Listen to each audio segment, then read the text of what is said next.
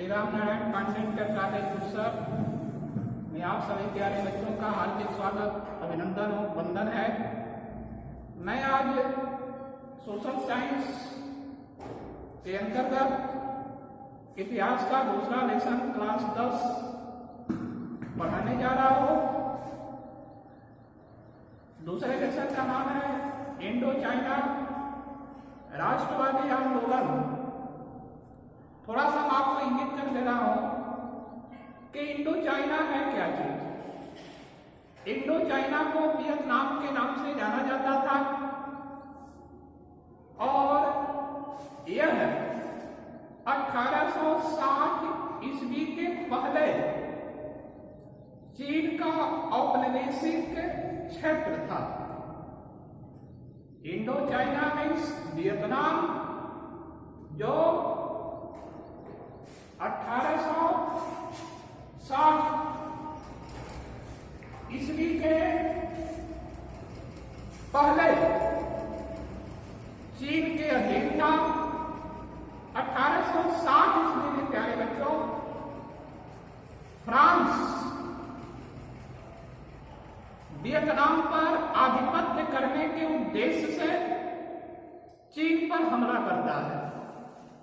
अब ऐसा होता क्या है, आपको पहले भी बताया गया है। औपनिवेशिक जिज्ञासा सबसे अधिक रखने की मंशा अगर किसी महाद्वीप के देशों में थी तो यूरोप महाद्वीप के देशों में थी। वहां का जो देश चलना नहीं जानता था, जिसका पेट नहीं भरता था, जिसके पास प्राकृतिक कोई संसाधन नहीं था, वह राष्ट्र भी गरीब देशों की तरफ तीव्र गति से औपनिवेशीकरण करने की लालसा रखता था। तो ऐसे में फ्रांस कहां पीछे रहने वाला है। फ्रांस के पास तो संसाधन था, फ्रांस के पास तो व्यवस्था थी।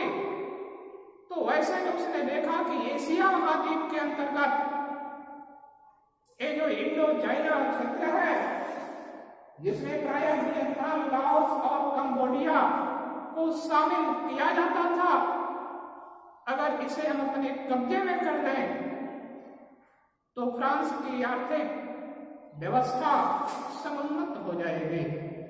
इस उद्देश्य की पूर्ति के लिए 1860 ईस्वी में चीन पर हमला करता है और इंडो चाइना को अपने अधीन कर लेता है।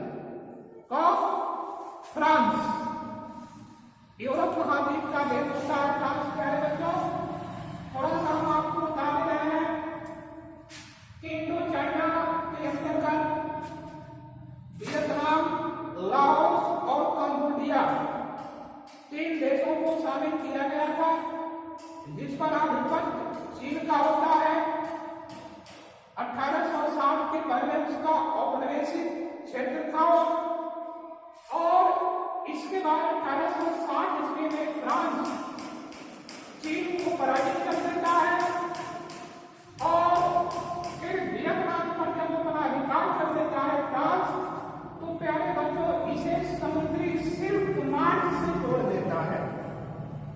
ये समुद्री सिल्क मार्ग जिससे कच्चे माल का यातायात होता था, निर्यात होता था और भारी मात्रा में सिल्क का उस पर जो है आयात और निर्यात होता था। इसी वजह से इसे सिल्क मार्ग से जोड़ दिया गया। अब फ्रांस को लाभ ज्यादा होने लगा। ऐसी स्थिति में और क्या घटनाएं घटती है तो आपको थोड़ा सा आगे और लेकर के चल रहे हैं। 1883 और 85 ईस्वी में चीन और फ्रांस का एक बार युद्ध फिर होता है। ऐसा क्यों? यानी 1860 ईस्वी में जब चीन पराजित हो जाता है तो ऐसी स्थिति में फ्रांस के लोग वियतनाम के कुछ भाषी लोगों के ऊपर अपना आधिपत्य स्थापित करने के चक्कर में अपनी संस्कृति और अपनी भाषा का जबरन प्रयोग करते हैं। ऐसे में जो है वियतनाम के कुछ सामुदायिक जातियां चीन से गुहार करते हैं और चीन एक बार फिर अपना खोया हुआ प्रांत पाने के लिए फ्रांस से आकर के भिड़ जाता है।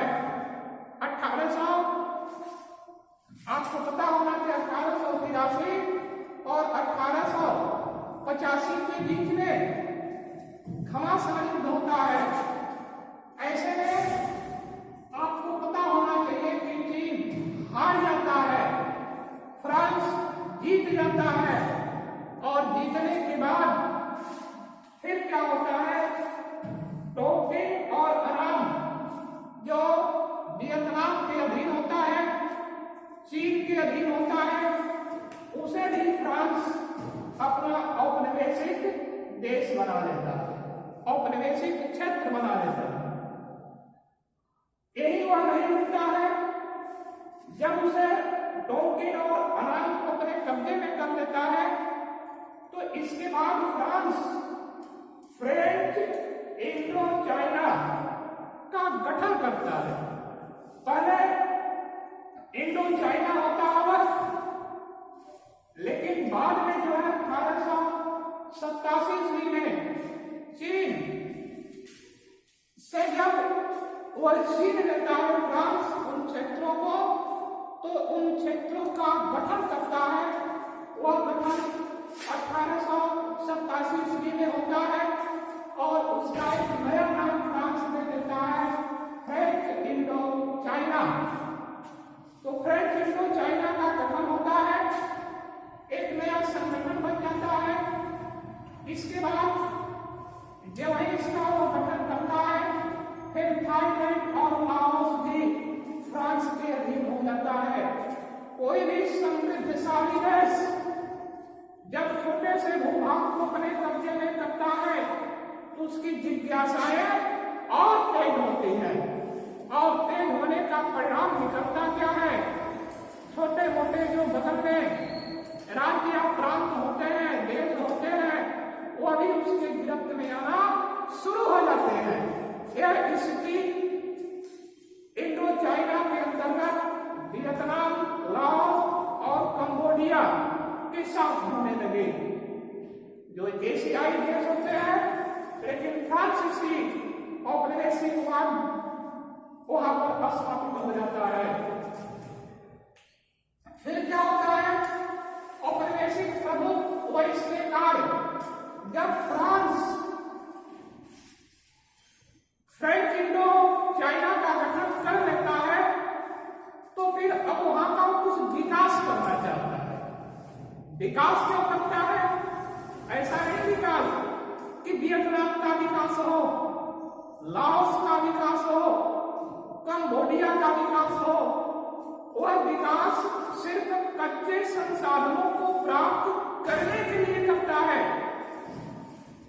कि हम ऐसा विकास करेंगे यहाँ का कि यहाँ प्राकृतिक संपदा के रूप में जो कच्चा माल प्राप्त होगा हमें, वह मेरे फ्रांस में जाएगा और मेरे फ्रांस का विकास होगा, समृद्धशाली राष्ट्र बनेगा और यूरोप महाद्वीप का बेताज बादशाह बन करके फ्रांस विश्व के मानचित्र पर उभरेगा।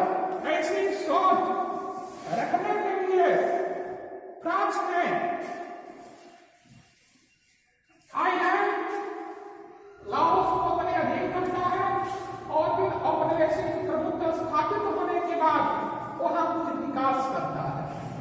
तो विकास किन क्षेत्रों में करता है, वह विकास करने के लिए बच्चे आपको यह भी पता होना चाहिए कि वियतनाम में वह सबसे पहले 1858 में ही प्रवेश कर जाता है। जिस समय हिंदुस्तान में प्रथम स्वतंत्रता संग्राम की ज्योति जगती है, उसी समय जो है फ्रांस वियतनाम राष्ट्र में प्रवेश कर जाता है।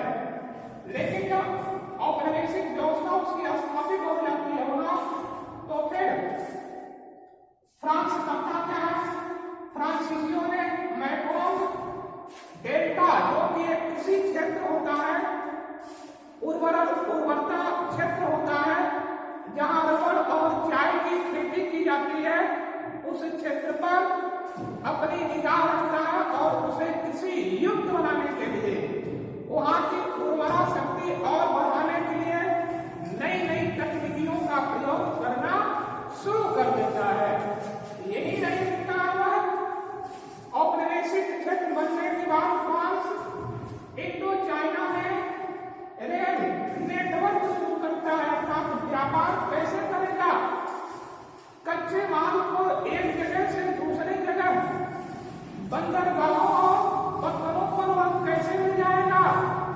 इसके लिए फ्रांस ने फ्रेंच इंडो चाइना जो उसका प्रमुख क्षेत्र था वहां रेल का जाल बिछा दिया, रेलवे लाइन बिछवाया, ताकि कच्चा माल एक स्थान से दूसरे स्थान आसानी से सुगमता पूर्वक पहुंचाया जा सके। फिर होता क्या है, यह व्यवस्था भी हो ही रही थी कि तब तक फ्रांस का एक बुद्धिमान, फ्रांस का एक साहित्यकार जिसका नाम होता है प्यारे बच्चों पॉल बर्नार्ड। पॉल बर्नार्ड एक राष्ट्रवादी सोच का साहित्यकार होता है और वह फ्रांस की सरकार को एक समझौता पत्र देता है, एक दिशा निर्देशन करने वाला पत्र देता है, कुछ टिप्स देता है कि अगर दुनिया में औपनिवेशिक व्यवस्था स्थापित करनी है तुझे तो मेरा यह सुझाव है, आप इस सुझाव पर अमल कीजिए। फ्रांस का औपनिवेशीकरण कभी टूटेगा नहीं, वहां के लोग कभी आंदोलन करेंगे नहीं, ऐसी स्थिति हुई। तो क्या करता है पॉल बर्नार्ड, फ्रांस का रहने वाला पॉल बर्नार्ड कुछ उद्देश्य को प्राप्त करने के लिए, कुछ व्यवस्थाओं को लागू करने के लिए सिफारिश करता है फ्रांस की सरकार से। वह सिफारिश क्या है, जनसंख्या नियंत्रण, अर्थात फ्रेंच इंडो चाइना के अंतर्गत जो राष्ट्र है वह जनसंख्या पर नियंत्रण करे और फ्रांसीसी अधिजात वर्ग का वहां पर आधिपत्य स्थापित हो। तो ऐसी स्थिति बनाई गई, सरकार ने इस पर अमल भी किया, इसका उन्हें लाभ भी मिला। अगला उसने क्या उपाय बताया था फ्रांस की सरकार को, फ्रांस के शासकों को, कि आप अपने औपनिवेशिक फ्रेंच इंडो चाइना क्षेत्र में क्या कीजिए। उसने बताया कि कृषि उत्पादकता को बढ़ाइए, जब कृषि उत्पादक को बढ़ाएंगे तो रबड़ की पैदावार होगी अधिक, जैसे कि थाईलैंड और कंबोडिया में रबड़ की मात्रा तेजी से उठती थी, अधिक मात्रा में प्राप्त होता था, जो कि औद्योगिक संस्थानों के विकास में सहायक माना जाता है। तो कृषि के क्षेत्र में उसने कहा कि आप बढ़ोतरी कीजिए, सुविधा दीजिए, ताकि वह भारी मात्रा में कच्चा माल पैदा कर सके। अगला, सस्ते कर देना, यानी फ्रेंच इंडो चाइना के अंतर्गत जो वहां के किसान हैं उन किसानों को सस्ता कर दीजिए, और जब सस्ता कर देंगे तो वह और ज्यादा उन्नति करेंगे। इसके अलावा चावल, रबड़, कोयला पर फ्रांस का एकाधिपत्य हो और उस एकाधिपत्य के अंतर्गत निर्यात करने का अधिकार सिर्फ फ्रांस को हो, बाकी और किसी देश को न हो। इसके बाद अगले वीडियो में हम आप लोगों को इंडो चाइना के अंतर्गत कौन सी व्यवस्थाएं होती हैं, क्या होता है, कैसे होता है, उसकी व्यवस्थाएं कैसे स्थापित हुई, आज हम अगले वीडियो में अपलोड करेंगे। तब तक के लिए धन्यवाद।